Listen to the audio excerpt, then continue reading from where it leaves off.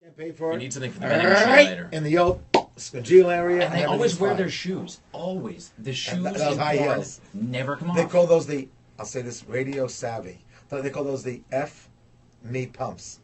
Right? Somebody told me it's because the sets were, the floors were so dirty and there was equipment everywhere that's why girls started leaving their shoes on, and then it became like a fetish thing that you expected it for the girls to have shoes on. That story has got to be the dumbest thing I've heard in my entire life. They could have worn sneakers, moccasins, or sandals if that's the case. They wear those high shoes because it makes the foot look sexy. And by the way, even if you're shooting an adult movie that doesn't have like a specific foot fetish film, you know, they always want us to shoot the feet at some point. Every director is ordered by the producer to at least sometimes get shots of the girl's feet. Even if it's not even a foot fetish film. Just, well, maybe her legs are in the air and she's moaning and groaning. Get a few shots of the lovely feet. Because people really, really like that. Cover all the bases. Fans like that, yeah, because exactly. And there are so many celebrities in Hollywood that I really love feet. Look at that reality show. I love Antonio. What is it called? The one with Antonio Zavato. It's where he picks out the girl of his dreams. It's on VH1. That's what it's called. What's it called? My Antonio. My Antonio. He eliminates the first girl. The camera pans down to her feet. They weren't that bad looking, but he said to her, I have a certain thing for hands and feet, and you're gone. He eliminates her right on the beach. The show barely even started. The girl's almost in tears. Saying if that girl had worn sneakers, she might have won the show. But he didn't like her feet, so he kicked her out. I mean, talk about admitting a foot fetish. But a lot, I can't mention their names, but some of the biggest actors and directors in Hollywood are really into feet. You know, because I'm friends with Mickey Rourke. Right. What fell? Well, I dropped the name. There he is, Mickey Rourke. I'm a name dropper. He's on the floor there. So we know, he'd meet a girl. We'd meet a couple of girls and hang out with some friends.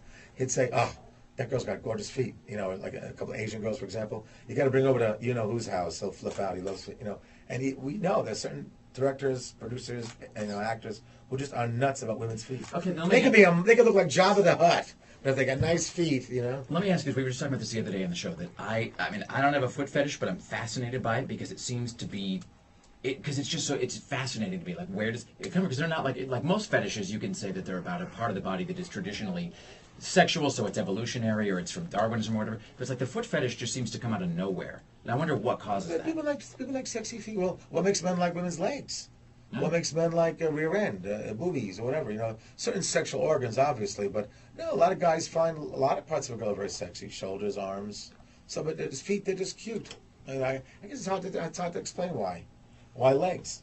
Yeah. Why would not a muscular leg look better or worse than, say, a non-muscular but very curvy leg? You know, you never know.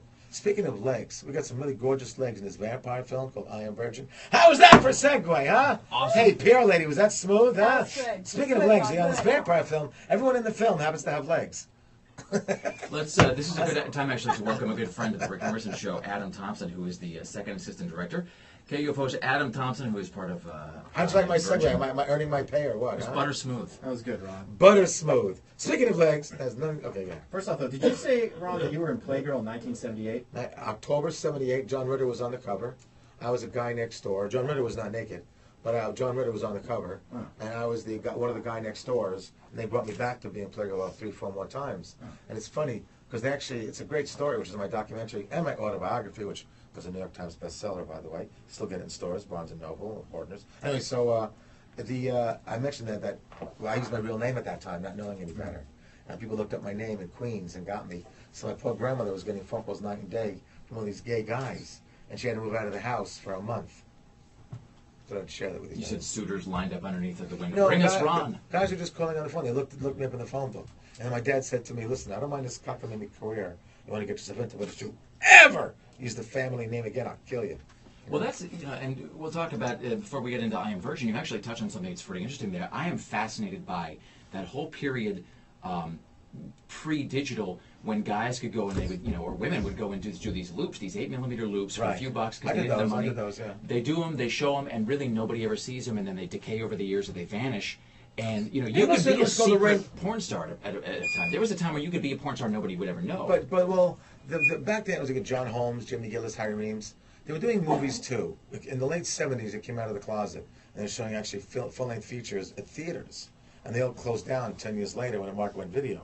You'd see porn in your own home where you actually want to go. People always wanted to see porn. They just didn't want to go into those theaters, afraid the seats would be sticky, The thing is, those loops were seen by what they call the raincoat crowd. They'd be playing in theaters, or maybe you had a little film projector. You could do it yourself in your own home. But they were called loops. and they had just a sex scene. I did some of those in the beginning of back in 1978, and it was fun. And some had no sound, and they had Super 16. It was always, and the fact is, you would get like an underground following a little bit. People knew who Jamie Gillis was. He'd get recognized at 42nd Street for certain places. They started having the conventions as the business got better known with films like Deep Throat, Devil and Miss Jones, and Story of Joanna, Autobiography of a Flea. Marilyn Chambers Behind the Green Door. So these films started getting a little bit known when they started having more storyline and all. But those loops still had a cult audience, and were being seen by, again, the raincoat crowd. Men, they said, who had holes in their pockets so they could jerk it while they're watching a movie. And that was the crowd that used to go. But then when they had the more couples-oriented films with the big storyline and the plot and all, after Deep Throat, then more couples would go into the theaters, and more of a younger crowd, young professionals, doctors, lawyers, teachers, they started going into the theaters. And then when it went video, then it hit the entire cross-section of America, because now anybody can see a porn film and no one has to know that you did.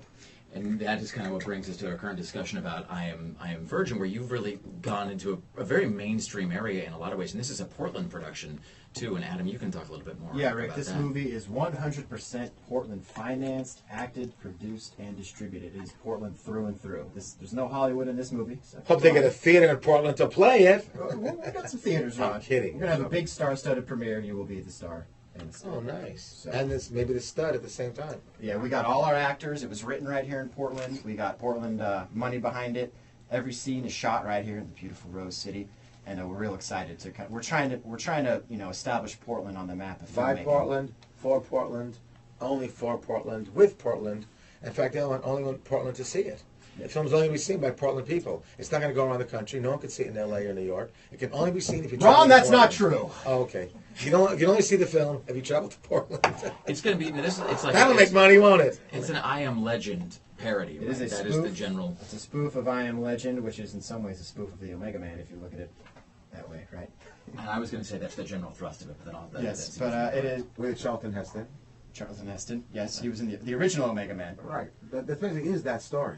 Yeah, it's that story, except this time we do it with beautiful ladies doing beautiful things. And it's a sexual thing where the thing makes you crazy not to eat people, well, kind of to eat people in a different kind of way. Where, as I recall from the plot, which is a great idea, it's a very clever plot. They're paying me to say that. Look, it's a great plot because It's not true, Ron. no, it's a good plot because think about this. Whereas in the other film with Will Smith, this disease, they're trying to cure cancer, winds up causing a disease that kills everybody off, makes people want to eat people. Here, it drives them into a frenzy where they become vampires and want to have sex. Because vampires are known for being very sexual. Very sexual. Vampires are a very popular topic right now. That film, actually I knew the producers of that movie, did Twilight. It did better numbers than he could have even dreamed of. This guy, the producer, is just dancing on a cloud as he buys another Ferrari. So the thing is, so it's a very clever idea and a nice little takeoff of it, that it's a sexual theme rather than somebody, eating each other and getting a virus theme, So people now we're going to be able to see then recognize Portland locations. People can Oh, watch it and go, most that was definitely. filmed near my house. Every single quadrant of the city will be showcased in this film. Where will I be able to purchase that, Adam? Where can I give my money to this film? How can I see it? How can I support this fine cinematic endeavor? Well, the film will be coming out February 23rd of next year. We'll put up $20 million, they'll get Brad Pitt in it. Yeah, and it's going to be out on DVD at your local DVD store. Tom We also Cruise, Jim Carrey, $20 million, not a big deal. What do they have to do with what? You put up $20 million, you get the majors, Oh yeah, they tried to get in on this film. We wouldn't let them. Oh. No, same with the Fresh Prince. That back end deal just kills Yeah, every the time, points are doesn't too it? high on that. Yeah, these guys just kill you. The $20 million was okay. Those points just kill you. And it's going to be on Cinemax too, right? So people can.